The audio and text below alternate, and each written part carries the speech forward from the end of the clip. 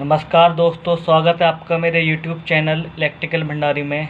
तो कल हमने आपका पहला लेक्चर लिया। आज सेकंड लेक्चर में हम आपको जो कल पढ़ाया था इलेक्ट्रिसिटी में आपका वैद्युत घटनाओं का परमाणुविक मॉडल, उसके आज ऑब्जेक्टिव लगवाएंगे। तो आइए चलो स्टार्ट करते हैं। तो क्वेश्चन नंबर फर्स्ट में देखो, ये कह रहा है एक वस्तु में 14 इलेक्ट्रॉन सामान्य अवस्था से अधिक है, यानी कि कैसे हो गए, नेगेटिव में ले लेंगे 14 इलेक्ट्रॉन, ठीक है। और फिर कह रहा है दूसरी वस्तु में 13 इलेक्ट्रॉन सामान्य अवस्था से कम है। कम कहेगा तो पॉजिटिव में लेने हैं आपके 13 इलेक्ट्रॉन, ठीक है। अब इनको जोड़ देना है तो आपका कितना आएगा, -1 इलेक्ट्रॉन, ठीक है। तो इसमें बताना आपको संयुक्त वस्तु पर आवेश, यानी कि इसमें कितना आवेश होगा। तो ये आपका आया -1 इलेक्ट्रॉन। माइनस में तो दिया नहीं आंसर, तो इसका ऑप्शन ही क्या हो जाएगा, करेक्ट आंसर 1 इलेक्ट्रॉन। अब क्वेश्चन नंबर सेकंड देखिए, इसमें कह रहा है ये आपका एक वस्तु में 7 इलेक्ट्रॉन सामान्य अवस्था से अधिक है, यानी कि क्या ले लेंगे हम, -7 इलेक्ट्रॉन, ठीक है। एवं दूसरी वस्तु में 11 इलेक्ट्रॉन सामान्य अवस्था से कम है। कम का मतलब पॉजिटिव में ले लेंगे 11 इलेक्ट्रॉन। तो संयुक्त वस्तु पर संयुक्त आवेश बताइए, ठीक है। तो कितना आ जाएगा आपका, 11 में से 7 गए तो आ जाएगा आपका 4 इलेक्ट्रॉन। तो ऑप्शन बी क्या हो जाएगा आपका करेक्ट आंसर, ठीक है। अब चलते हैं हम क्वेश्चन नंबर थर्ड पे है। इसमें कह रहा है आपका एक तत्व की परमाणु की कक्षा में 5 इलेक्ट्रॉन है, तो इस परमाणु के नाभिक में प्रोटॉन की संख्या होगी। तो प्रोटॉन की संख्या आपको पता क्या होती है, प्रोटॉन की संख्या इक्वल टू इलेक्ट्रॉन की संख्या, ठीक है। तो कितने इलेक्ट्रॉन है इसमें कक्षा में, कितने परमाणु की कक्षा में 5 इलेक्ट्रॉन है, तो प्रोटॉन की संख्या भी क्या हो जाएगी, इलेक्ट्रॉन की संख्या के बराबर। तो इसका ऑप्शन सी देखिए आप, करेक्ट हो जाएगा, ठीक है आंसर। तो क्वेश्चन नंबर अब 4 पे चलते हैं हम। इसमें कह रहा है आपका एक चालक पर 11.2 × 10⁻19 कूलाम ऋणावेश है, ठीक है। तो इस चालक पर सामान्य अवस्था में कितने अधिक इलेक्ट्रॉन है, यानी कि ऋणावेश होगा तो ज़्यादा इलेक्ट्रॉन होंगे। तो अब इस पर आपको सामान्य अवस्था से जो ज़्यादा इलेक्ट्रॉन है वो बताने हैं। तो मान लिया हमने n इलेक्ट्रॉन है, तो Q बराबर क्या होता है आपका, फॉर्मूला Ne जो आपको कल बताया था। तो n बराबर क्या होगा आपका, Q/E। तो ये आपका कितना दिया हुआ है, Q तो ये दिया हुआ है आपका 11.2 10⁻−19, ठीक है, दिख रहा होगा आपको। अब E का मान होता है 1.6 10⁻−19, ठीक है। ये तो इससे कट गया, पॉइंट से पॉइंट हटा, 16 सत्ते 11, यानी कि 112। तो इसका आंसर क्या आ जाएगा, ये आएगा कट के 7। तो अब ऑप्शन में देखिए 7 दिया है, तो ऑप्शन ए क्या हो जाएगा आपका करेक्ट आंसर। अब चलते हैं क्वेश्चन नंबर 5 पे। इसमें कह रहा है देखिए ये, अब ये कह रहा है आपका, देखिए इस क्वेश्चन में कह रहा है आपसे 2 माइक्रो कूलाम, यानी कि Q1 क्या होगा आपका 2 माइक्रो कूलाम। 1 माइक्रो कूलाम बराबर होता है आपका 10⁻⁻6, ठीक है। तो ये होगा आपका Q1 इतना होगा, ठीक है। 2 × 10⁻6 कूलाम में आ गया है, ठीक है। हमने इसे चेंज कर लिया कूलाम में, ये दिया है आपका माइक्रो कूलाम में।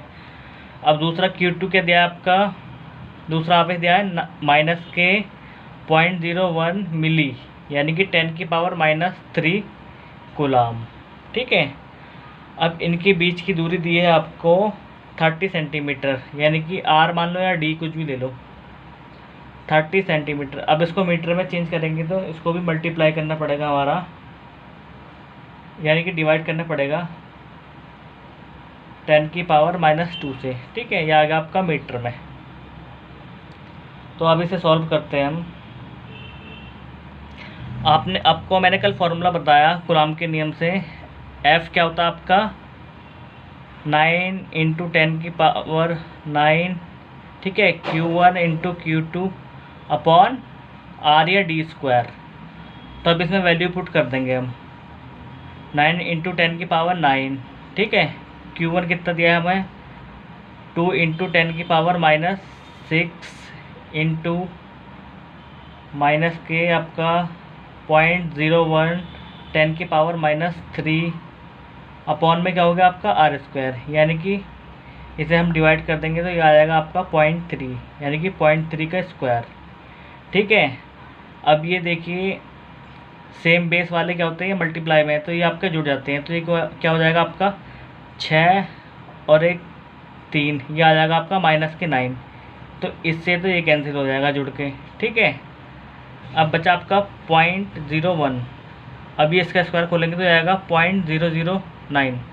ठीक है, ये क्या होगा आपका 0.009, तो ये 2 जीरो है, ये 0 हट जाएंगी। ठीक है, तो आपका क्या होगा,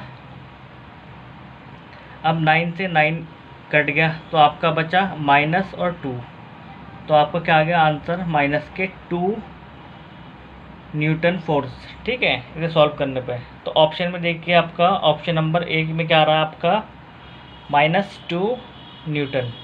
ठीक है, तो इनके लगने वाला बल चिन्ह सहित ज्ञात करें, तो -2 न्यूटन आ रहा है। तो चलते हैं अपना नेक्स्ट क्वेश्चन नंबर 6 पे। पहले एक बार और समझ लेते हैं क्वेश्चन। इसमें दिया गया है 2 माइक्रो कूलाम तथा आपका -0.01 मिली कूलाम। तो ये माइक्रो और मिली में दिया है, इसे कूलाम में बनाना हमने, तो Q1 क्या हो गया, इसके 10⁻⁻6 से क्या कूलाम में चेंज कर लिया, और मिली कूलाम को हमने 10⁻³ से मल्टीप्लाई करके इसमें चेंज कर लिया। अब R दिया है आपका सेंटीमीटर में, तो इसे मीटर में चेंज करेंगे 10⁻² से आप मल्टीप्लाई करके, तो आ गए 0.3। तब इस फॉर्मूले में आपका F = 9 × 10⁻9 Q1 Q2 upon r² तक कैसे सॉल्व कर देंगे, तो आपका आ जाएगा -2 न्यूटन। ठीक है, चलते हैं आपका क्वेश्चन नंबर 6 में।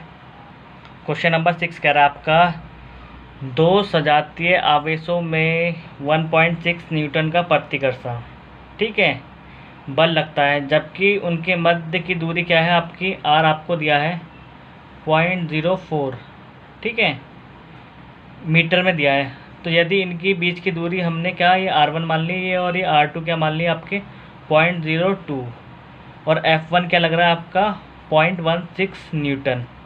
अब कह रहा है ये 0.02 मीटर पे कर दी जाए तो उनके मध्य बल लगेगा। अब हमने पता है कि F directly inversely proportional to क्या होता है आपका R, ठीक है, तो हम यहाँ से आपका F1/F2, ठीक है, इक्वल टू क्या आ जाएगा आपका R2/R1 का स्क्वायर, इसमें ये रिलेशन आ जाएगा। तो अब इसमें वैल्यू पुट करते हैं हम आपका, ठीक है, F1/F2।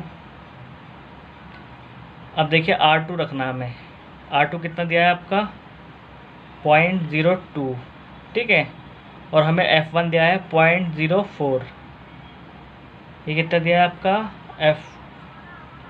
F04, इसका स्क्वायर, तो इसे सॉल्व कर लेंगे हम, ये हो जाएगा 1/2, ठीक है, तो इसे सॉल्व करेंगे, 2 से 2 कट गया, यहाँ गया 2, तो ये आ जाएगा 1/4।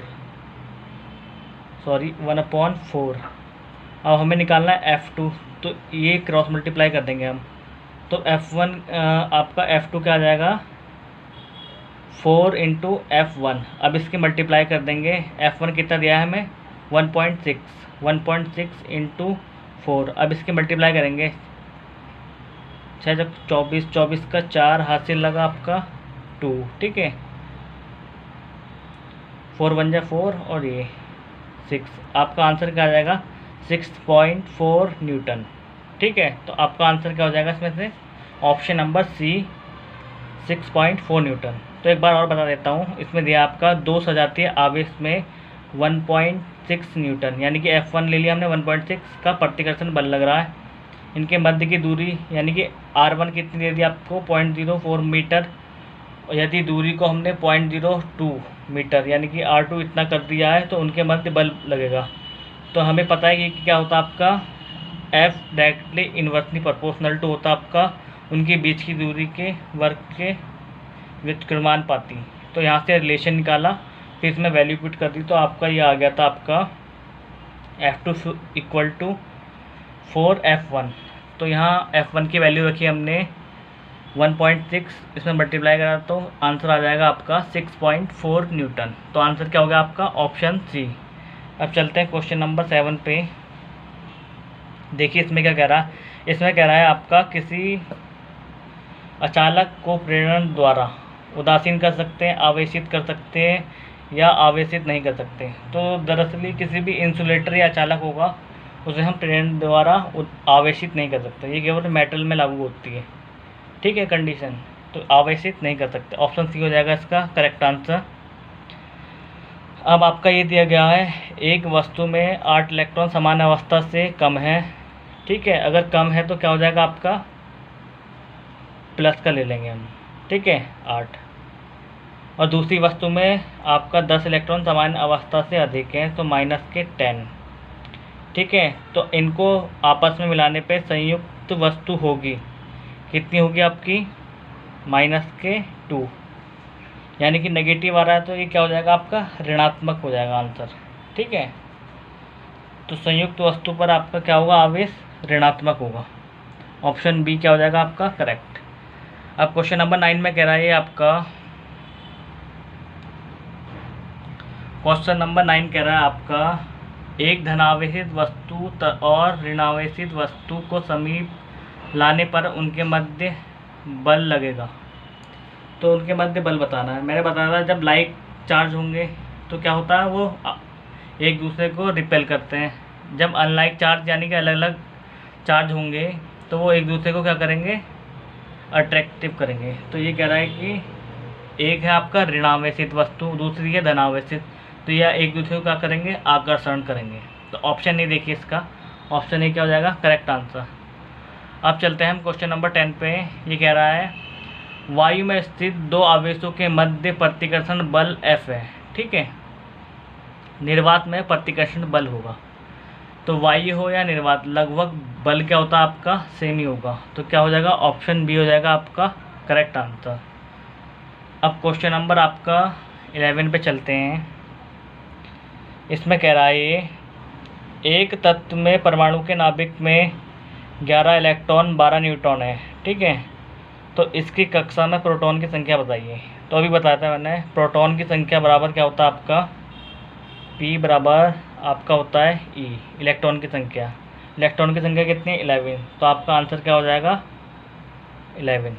तो आंसर ए हो जाएगा आपका करेक्ट, ठीक है।